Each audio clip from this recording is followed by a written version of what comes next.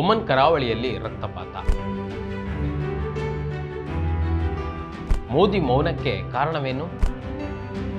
Trump ಕೃತ್ಯಕ್ಕೆ ಭಾರತದಲ್ಲಿ ಆಕ್ರೋಶದ ಕಿಡಿ. ನಮಸ್ಕಾರ, ಈ ದಿನಕ್ಕೆ ಸ್ವಾಗತ. ನಾನು ಮನೋಜ್ ಆರ್ ಕಂಬಳಿ. ಒಮನ್ ಕರಾವಳಿಯ ಸಮೀಪ ಇರಾನ್ ಮೇಲಿನ ದಿಗ್ಬಂಧನದ ನೆಪದಲ್ಲಿ ಅಮೆರಿಕ ನಡೆಸ್ತಾ ಇರುವ ಸರಣಿ ಮಿಲಿಟರಿ ದಾಳಿಗಳು ಇದೀಗ ಭಾರತೀಯರ ನೆತ್ತರು ಹರಿಸಿ ಹತ್ಯೆಗೈದಿವೆ.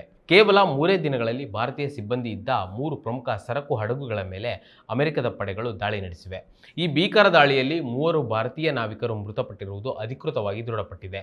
ಇಡೀ ದೇಶದಲ್ಲಿ ಆಕ್ರೋಶದ ವಾತಾವರಣ ನಿರ್ಮಾಣವಾಗಿದೆ. ಆದರೆ ದೇಶದ ಪ್ರಜೆಗಳ ಜೀವ ಹೋಗಿದ್ರೂ ಪ್ರಧಾನಿ ನರೇಂದ್ರ ಮೋದಿ ಅವರು ಅಮೆರಿಕದ ಅಧ್ಯಕ್ಷ ಡೊನಾಲ್ಡ್ ಟ್ರಂಪ್ ಅವರ ಕೃತ್ಯವನ್ನು ಖಂಡಿಸದೆ ಮೌನಕ್ಕೆ ಶರಣಾಗಿರುವುದು ತೀವ್ರ ಚರ್ಚೆಗೆ ಗ್ರಾಸವಾಗಿದೆ.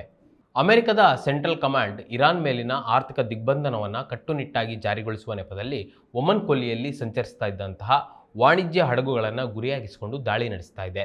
ಈ ಕಾರ್ಯಾಚರಣೆಯಲ್ಲಿ ಭಾರತೀಯ ನಾವಿಕರಿದ್ದ 3 ಹಡಗುಗಳು ಜಖಂಗೊಂಡಿವೆ.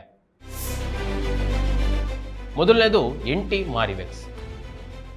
ಜೂನ್ 8ರಂದು NT ಮಾರಿವೆಕ್ಸ್ ಹಡಗಿನ ಮೇಲೆ ಅಮೆರಿಕ ಪಡೆಗಳು ಮೊದಲ ಬಾರಿಗೆ ಗುಂಡಿನ ದಾಳಿ ನಡೆಸಿದ್ವು. ಈ ಹಡಗು ಇರಾನ್ ಬಂದರಿನ ಕಡೆಗೆ ಸಾಗ್ತಾ ಇತ್ತು ಎಂಬುದು ಅಮೆರಿಕದ ಆರೋಪವಾಗಿತ್ತು. ದಾಳಿಯ ಬೆನ್ನಲ್ಲೇ ಹಡಗಿನಲ್ಲಿ ಭಾರೀ ಬೆಂಕಿ ಕಾಣಿಸಿಕೊಂಡಿತು. ತಕ್ಷಣದ ಕಾರ್ಯಪ್ರವೃತ್ತರಾದ ಒಮನ್ ಅಧಿಕಾರಿಗಳು ಹೆಲಿಕಾಪ್ಟರ್ ಮೂಲಕ ಹಡಗಿನಲ್ಲಿದ್ದ ಎಲ್ಲ 24 ಭಾರತೀಯ ನಾವಿಕರನ್ನು ಸುರಕ್ಷಿತವಾಗಿ ಏರ್ಲಿಫ್ಟ್ ಮಾಡಿ ರಕ್ಷಿಸಿದ್ರು. ಇನ್ನು ಎರಡನೇದಾಗಿ NT ಸೆಟೆಬೆಲ್ಲೋ. ಜೂನ್ 10ರ ಬುಧವಾರದಂದು NT ಸೆಟೆಬೆಲ್ಲೋ ಟ್ಯಾಂಕರ್ ಮೇಲೆ ಅಮೆರಿಕದ ಪಡೆಗಳು ಮತ್ತೊಂದು ವಿನಾಶಕಾರಿ ದಾಳಿ ನಡೆಸಿದ್ವು. ಇರಾನ್ನಿಂದ ತೈಲವನ್ನು ಸಾಗಿಸಲು ಈ ಹಡಗು ಯತ್ನಿಸ್ತಾ ಇತ್ತು ಎಂದು ಅಮೆರಿಕ ಮಿಲಿಟರಿ ಹೇಳಿದೆ. ಈ ಹಡಗಿನಲ್ಲಿಯೂ 24 ಭಾರತೀಯ ನಾವಿಕರಿದ್ದರು. ದಾಳಿಯ ನಂತರ 21 ಜನರನ್ನು ರಕ್ಷಿಸಲಾಯಿತಾದರೂ 3 ನಾವಿಕರು ನಾಪತ್ತೆಯಾಗಿದ್ದರು. ಗುರುವಾರ ಇವರ ಮೃತದೇಹಗಳು ಪತ್ತೆಯಾಗಿದ್ದು ಅವರು ಸಾವನ್ನಪ್ಪಿರುವುದು ಖಚಿತವಾಗಿದೆ. ಮೃತರನ್ನ deck cadet Aditya Sharma, engine fitter Shivanand Chaurasia ಮತ್ತು ಚೀಫ್ ಇಂಜಿನಿಯರ್ ಪಟ್ನಾಲಾ ಸುರೇಶ್ ಎಂದು ಗುರುತಿಸಲಾಗಿದೆ. ಈ ದುರಂತದ ಬಗ್ಗೆ ಭಾರತದ ಹಡಗು ಯೂನಿಯನ್ ತೀವ್ರ ಕಳವಳವನ್ನು ವ್ಯಕ್ತಪಡಿಸಿದೆ. ಇನ್ನು ಮೂರನೇದಾಗಿ NT ಜಲ್ವೀರ್. ಇದೇ ಸರಣಿಯಲ್ಲಿ ಗಿನಿಯಾ ಬಿಸ್ಸೌ ಧ್ವಜ ಹೊಂದಿದ್ದ NT ಜಲ್ವೀರ್ ಹಡಗಿನ ಮೇಲೂ ಅಮೆರಿಕದ ಯುದ್ಧ ವಿಮಾನ 2 ಹೆಲಿಕಾಪ್ಟರ್ ಕ್ಷಿಪಣಿ ಉಡಾಯಿಸಿದೆ. ಅಮೆರಿಕ ಸೇನೆಯ ಆದೇಶಗಳನ್ನು ಪಾಲಿಸಿದ ಕಾರಣ ಹಡಗಿನ ಇಂಜಿನ್ ಕೋಣೆಗಳನ್ನು ಗುರಿಯಾಗಿಸಿ ಈ ದಾಳಿಯನ್ನು ನಡೆಸಲಾಗಿದೆ. ದಾಳಿಯಿಂದಾಗಿ ಹಡಗಿನ ಇಂಜಿನ್ ರೂಮ್ ಮತ್ತು ಹೊಗೆನಳಕೆಯಲ್ಲಿ ಭಾರೀ ಬೆಂಕಿ ಕಾಣಿಸಿಕೊಂಡಿದೆ. ದಟ್ಟವಾದ ಕಪ್ಪು ಹೊಗೆ ಆವರಿಸಿದ್ದ ಈ ಹಡಗಿನಿಂದ ಹೆಲಿಕಾಪ್ಟರ್ ಮೂಲಕ ಸಿಬ್ಬಂದಿಯನ್ನು ರಕ್ಷಿಸುವ ದೃಶ್ಯಗಳು ಸಾಮಾಜಿಕ ಜಾಲತಾಣದಲ್ಲಿ ಹರಿದಾಡ್ತಾ ಇವೆ. ಅದೃಷ್ಟವಶಾತ್ ಈ ಹಡಗಿನಲ್ಲಿದ್ದ ಎಲ್ಲ 20 ಭಾರತೀಯ ಸಿಬ್ಬಂದಿ ಸದ್ಯಕ್ಕೆ ಸುರಕ್ಷಿತವಾಗಿದ್ದಾರೆ. 100% ಶುದ್ಧ ಶ್ರೀಗಂಧ ಎಣ್ಣೆಯಿಂದ ತಯಾರಾಗಿದೆ. ಅಸಲಿ ಉತ್ತಮಿಕೆಯನ್ನು ಹೊಂದಿದೆ. ಮೈಸೂರ್ ಸ್ಯಾಂಡಲ್ ಸೋಪ್, ನನ್ನ ರಾಯಲ್ ಬ್ಯೂಟಿ ರಿಚುವಲ್. ಭಾರತೀಯ ನಾವಿಕರ ಸಾವಿಗೆ ಕೇಂದ್ರ ಹಡಗು ಸಚಿವ ಸರ್ಬಾನಂದ್ ಸೋನೋವಾಲ್ ತೀವ್ರ ಸಂತಾಪವನ್ನು ಸೂಚಿಸಿದ್ದಾರೆ.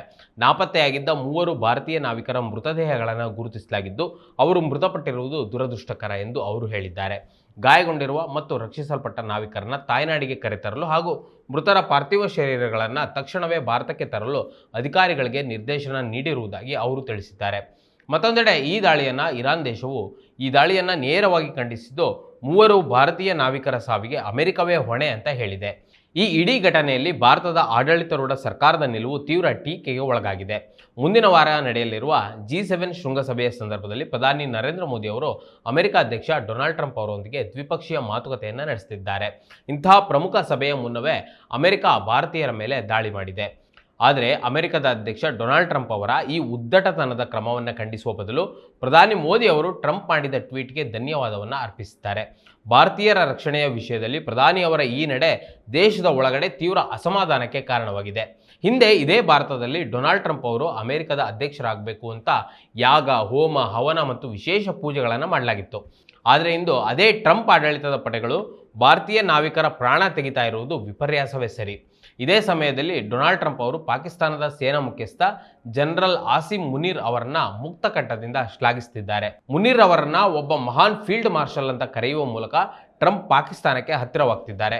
ಇತ್ತ ಭಾರತೀಯರನ್ನ ಕಳೆದುಕೊಂಡ್ರೂ ಅಮೆರಿಕದ ಸ್ನೇಹಕ್ಕಾಗಿ ಭಾರತ ಮೌನವಾಗಿರುವುದು ರಾಜತಾಂತ್ರಿಕ ವಲಯದಲ್ಲಿ ಆಶ್ಚರ್ಯವನ್ನು ಮೂಡಿಸಿದೆ.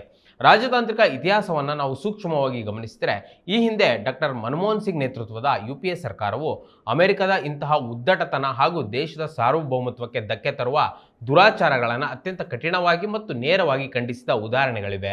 2013ರಲ್ಲಿ ನ್ಯೂಯಾರ್ಕ್ನಲ್ಲಿ ಭಾರತದ ಮಹಿಳಾ ರಾಜತಾಂತ್ರಿಕ ಅಧಿಕಾರಿ ದೇವಯಾನಿ ಕೊಬ್ರಗಡೆ ಅವರನ್ನ ಅಮೆರಿಕದ ಪೊಲೀಸರು ಬಂಧಿಸಿ ಅಮಾನವೀಯವಾಗಿ ನಡೆಸಿಕೊಂಡಾಗ ಅಂದಿನ ಪ್ರಧಾನಿ ಡಾಕ್ಟರ್ ಮನಮೋಹನ್ ಸಿಂಗ್ ಅವರು ಸಂಸತ್ತಿನಲ್ಲಿಯೇ ಅಮೆರಿಕದ ನಡವಳಿಕೆಯನ್ನು ಅತ್ಯಂತ ಖಂಡನೀಯ ಮತ್ತು ದಬ್ಬಾಳಿಕೆಯ ನಡೆ ಅಂತ ಕರೆಯುವ ಮೂಲಕ ಬಹಿರಂಗವಾಗಿ ತರಾಟೆಗೆ ತೆಗೆದುಕೊಂಡಿದ್ದರು. ಕೇವಲ ಮಾತಿನಲ್ಲಿ ಖಂಡಿಸುವುದು ಅಷ್ಟಕ್ಕೆ ಸೀಮಿತವಾಗದ ಅಂದಿನ ಸರ್ಕಾರ ನವದೆಹಲಿಯಲ್ಲಿದ್ದ ಅಮೆರಿಕದ ರಾಯಭಾರಿ ಕಚೇರಿಯ ಮುಂಭಾಗದ ಭದ್ರತಾ ಬ್ಯಾರಿಕೇಡ್ಗಳನ್ನು ತೆರವುಗೊಳಿಸಿ ಅಮೆರಿಕದ ರಾಜತಾಂತ್ರಿಕರಿಗೆ ನೀಡಲಾಗಿದ್ದ ವಿಶೇಷ ಸವಲತ್ತುಗಳನ್ನು ಕಡಿತಗೊಳಿಸುವ ಮೂಲಕ ತಕ್ಕ ಪ್ರತ್ಯುತ್ತರವನ್ನು ನೀಡಿತ್ತು. ತನ್ನ ರಾಜತಾಂತ್ರಿಕ ಅಧಿಕಾರಿ ದೇವಯಾನಿ ಕೊಬ್ರಗಡೆ ಅವರನ್ನ ಅಮೆರಿಕ 2013ರಲ್ಲಿ ಬಂಧಿಸಿದಾಗ ಭಾರತ ಭಾರೀ ಪ್ರಮಾಣದ ಪ್ರತಿದಾಳಿಯನ್ನು ಹೂಡಿತ್ತು. ನವದೆಹಲಿಯಲ್ಲಿನ ಅಮೆರಿಕದ ರಾಯಭಾರಿ ಕಚೇರಿಗೆ ನೀಡಲಾಗಿದ್ದ ಎಲ್ಲ ರಕ್ಷಣೆಯನ್ನು ವಾಪಸ್ ಪಡೆದಿತ್ತು. ಅಧಿಕೃತ ಕ್ಷಮೆಯಾಚಿಸುವಂತೆ ಆಗ್ರಹ ಕೂಡ ಮಾಡಿತ್ತು. ತನ್ನ ದೇಶದ ನಾಗರಿಕರ ಮತ್ತು ಅಧಿಕಾರಿಗಳ ಸ್ವಾಭಿಮಾನದ ವಿಚಾರ ಬಂದಾಗ ಮನಮೋಹನ್ ಸಿಂಗ್ ಸರ್ಕಾರವು ಅಮೆರಿಕದ ಎದುರು ಎಂದಿಗೂ ತಲೆಬಾಗಿಲ್ಲ.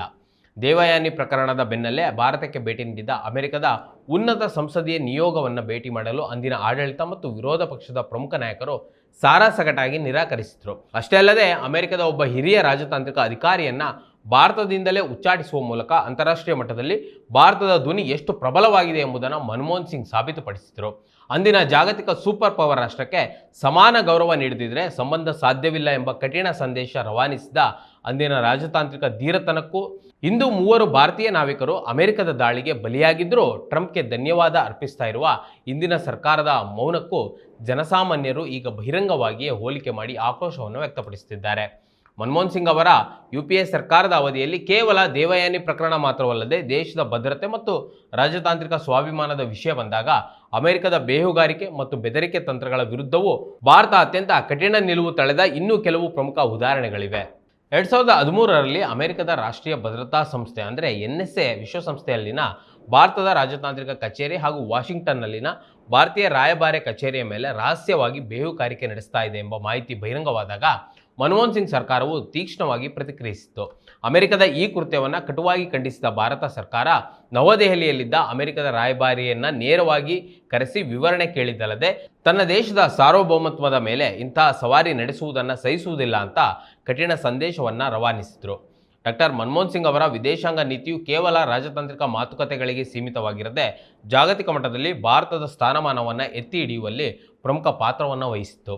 2004ರಿಂದ 2014ರವರೆಗಿನ ಅವರ ಆಡಳಿತದ ಅವಧಿಯಲ್ಲಿ ಭೀಕರ ಭಯೋತ್ಪಾದನೆ ಹಾಗೂ ಚೀನಾದಿಂದ ಹೆಚ್ಚುತ್ತಾ ಇರುವಂತಹ ಪ್ರಭಾವದಂತಹ ದೊಡ್ಡ ಸವಾಲುಗಳನ್ನು ಎದುರಿಸ್ತಾ ಇತ್ತು. ಇಂತಹ ಕಠಿಣ ಪರಿಸ್ಥಿತಿಯಲ್ಲಿಯೂ ಮನಮೋಹನ್ ಸಿಂಗ್ ಅವರು ಯಾವುದೇ ಪ್ರಮುಖ ಜಾಗತಿಕ ಶಕ್ತಿಗಳೊಂದಿಗೆ ಸಂಘರ್ಷಕ್ಕೆ ಇಳಿಯದೆ ಭಾರತದ ಶಾಂತಿಯುತ ಬೆಳವಣಿಗೆ ಮತ್ತು ಆರ್ಥಿಕ ಪ್ರಗತಿಯನ್ನು ಸಾಧಿಸುವ ಗುರಿಯನ್ನು ಹೊಂದಿದ್ರು.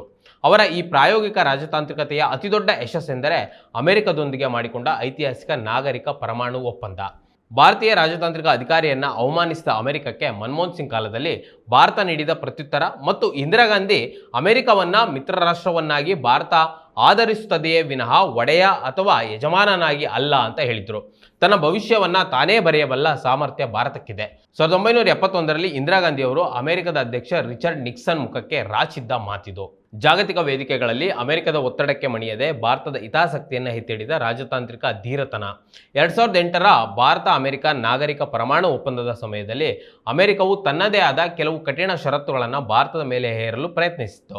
ಆದರೆ ಪ್ರಧಾನಿ ಮನಮೋಹನ್ ಸಿಂಗ್ ಅವರು ಭಾರತದ ಪರಮಾಣು ಕಾರ್ಯಕ್ರಮದ ಸ್ವಾಯತ್ತತೆ ಹಾಗೂ ದೇಶದ ಸಾರ್ವಭೌಮತ್ವಕ್ಕೆ ಧಕ್ಕೆ ತರುವ ಯಾವುದೇ ಒಪ್ಪಂದಕ್ಕೆ ಸಹಿ ಹಾಕಲು ನಿರಾಕರಿಸಿದರು.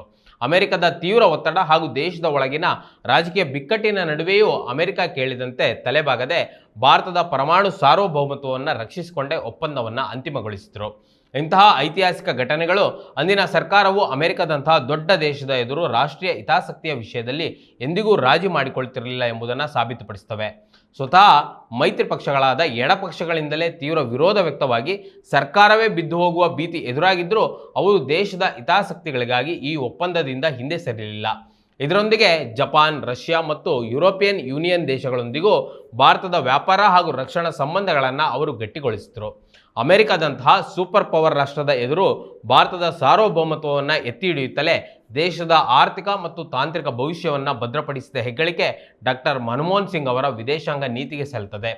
ನಾಗರಿಕರ ಜೀವ ಮತ್ತು ದೇಶದ ಹಿತಾಸಕ್ತಿಯನ್ನು ಯಾವುದೇ ರಾಜಕೀಯ ಅಥವಾ ವ್ಯಕ್ತಿ ಪೂಜೆಗಿಂತ ಮಿಗಿಲಾಗಿ ನೋಡುವುದು ಪ್ರತಿಯೊಬ್ಬ ಪ್ರಜೆಯ ಕರ್ತವ್ಯವಾಗಿದೆ.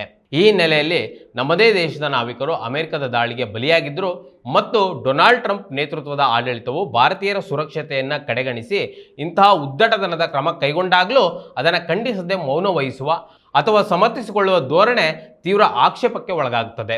ದೇಶದ ಪ್ರಜೆಗಳ ಪ್ರಾಣ ಹೋದಾಗ ಜಾಗತಿಕ ನಾಯಕರ ಮೇಲಿನ ಅಂಧಾಭಿಮಾನವನ್ನು ಬದಿಗಿಟ್ಟು ದೇಶದ ಪರವಾಗಿ ಧ್ವನಿ ಎತ್ತದಿದ್ದರೆ ಅದು ದೇಶ ಪ್ರೇಮದ ಪರಿಕಲ್ಪನೆಗೆ ಮಾಡುವ ದ್ರೋಹವೇ ಆಗಿದೆ.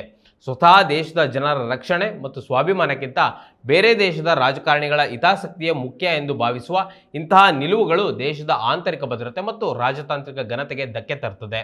ಭಾರತ ಸರ್ಕಾರವು ಈ ವಿಷಯದಲ್ಲಿ ಕೇವಲ ರಾಜತಾಂತ್ರಿಕ ಪ್ರತಿಭಟನೆಗೆ ಸೀಮಿತವಾಗಿದೆ. ಅಮೆರಿಕದ ಎದುರು ಕಠಿಣ ನಿಲುವು ತಳೆಯಬೇಕಾದ ಅನಿವಾರ್ಯತೆ ಕೂಡ ಈಗಲೇ ಇದೆ.